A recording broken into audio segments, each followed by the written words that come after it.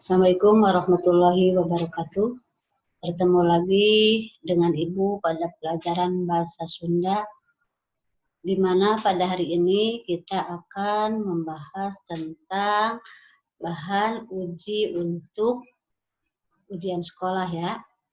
Sebelum pembelajaran dimulai, mari kita berdoa bersama-sama agar pembelajaran pada hari ini bisa kalian terima dengan baik, bisa bermanfaat buat kita semua. Berdoa dimulai. Doa selesai. Ya, kita materi minggu yang lalu yaitu tentang iklan layanan masyarakat. Nah, pada hari ini Ibu akan mengulas tentang materi kelas 8 mengenai materi sisindiran. Nah, materi sisindiran ini kalau di dalam bahasa Indonesia sama dengan pantun. Ingat pantun. Pantun itu adalah ditulis per bait.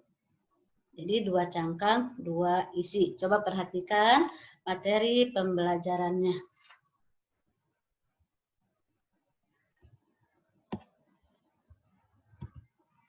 Nah, di sini ada sisindiran ya. Nah, di sini sisindiran itu sama dengan pantun. Ya.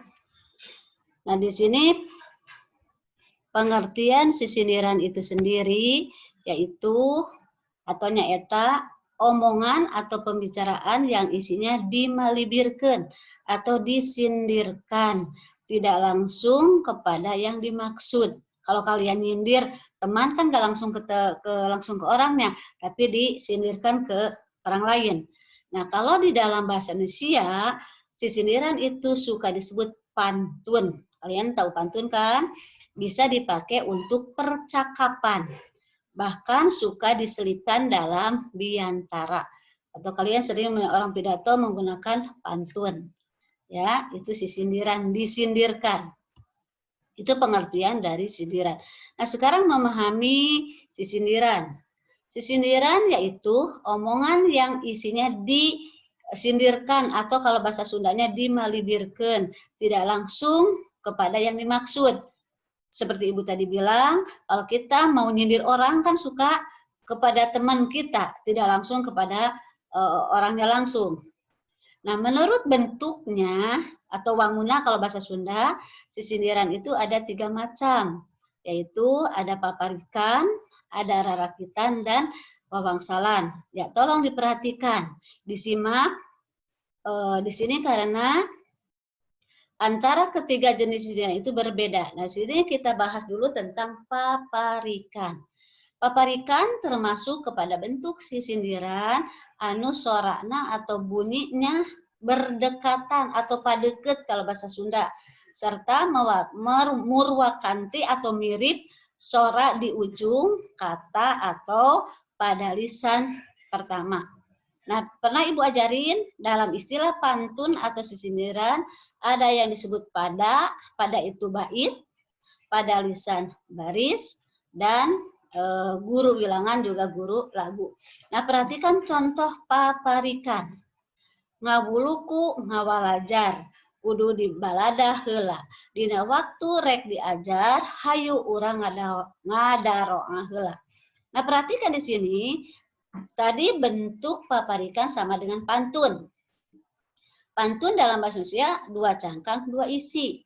Baris ke-1 dan ke-2 merupakan cangkang atau soal. Sementara jawaban ada di baris ketiga. Nah, sementara paparikan, lihat di sini ada kata yang mendekati. Contoh, baris ke-1 akan mirip dengan baris ketiga, baris kedua, dan akan mirip dengan baris keempat. Contoh, ngabuluku dengan waktu, ngawalajar dengan diajar, kudu dengan hayu, heula dengan heula. Itu paparikan. Jadi paparikan itu deket. Jadi ada suara atau bunyi yang mendekati bunyinya.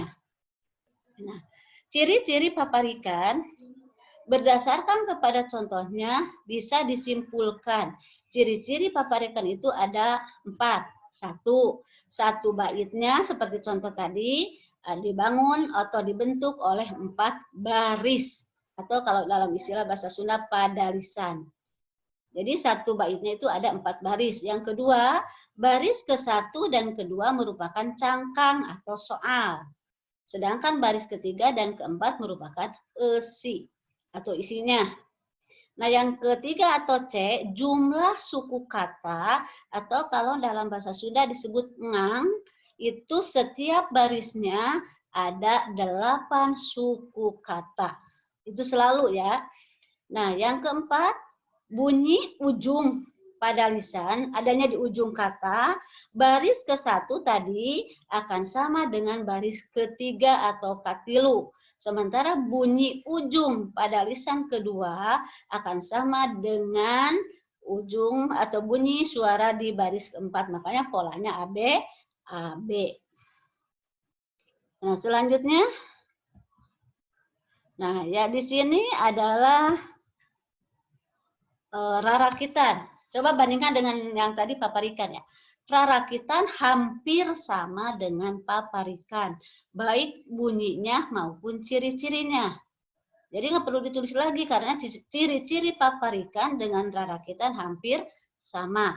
Cuma bedanya kalau dalam rarakitan ada kata yang diulang. Seluruhnya jadi sepasang-sepasang, atau kalau bahasa Sundanya sarakit-sarakit, jadi satu pasang. Kita contoh, perhatikan contoh. Singgetol nginum jajamu, nuguna nguatkeun awak.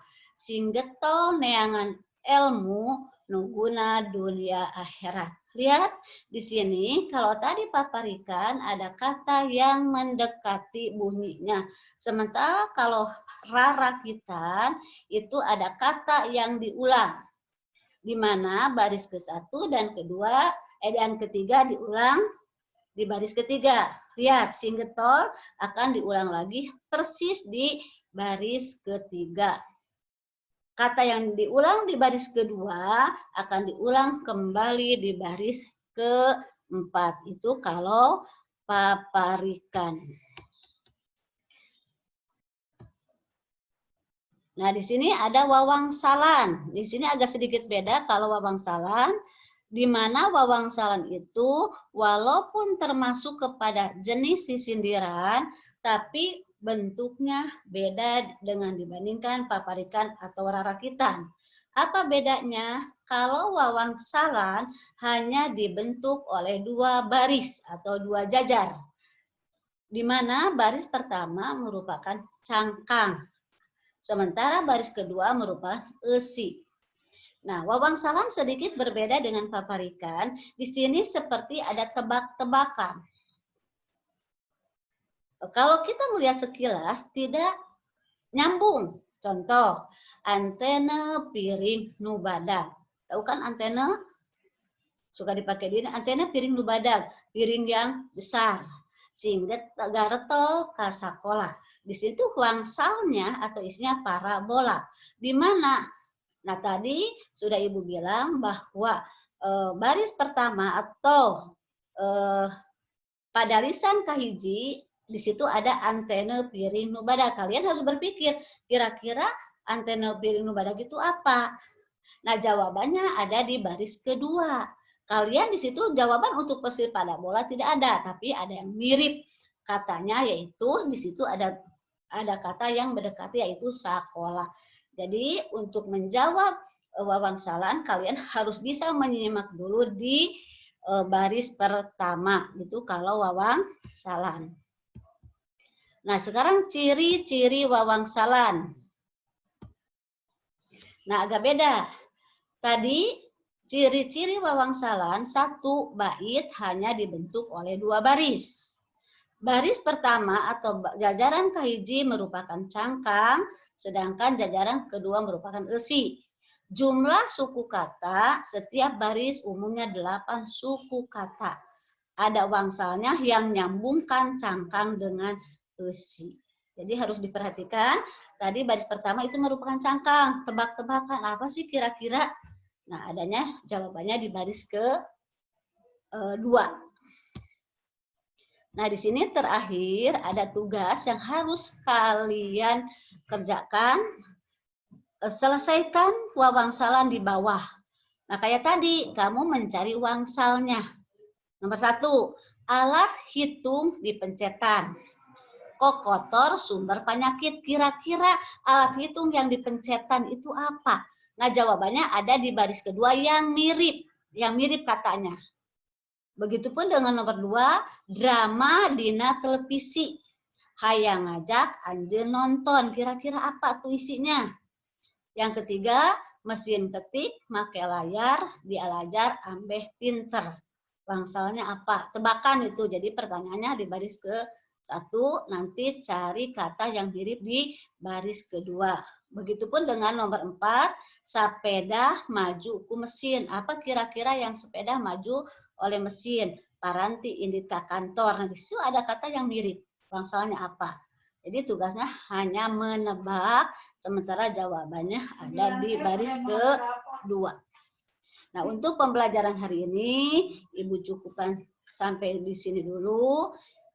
Ibu ingatkan, tolong tugasnya dikerjakan dengan baik. Nah, Ibu akhiri, wabillahi taufiq wal hidayah. Wassalamualaikum warahmatullahi wabarakatuh.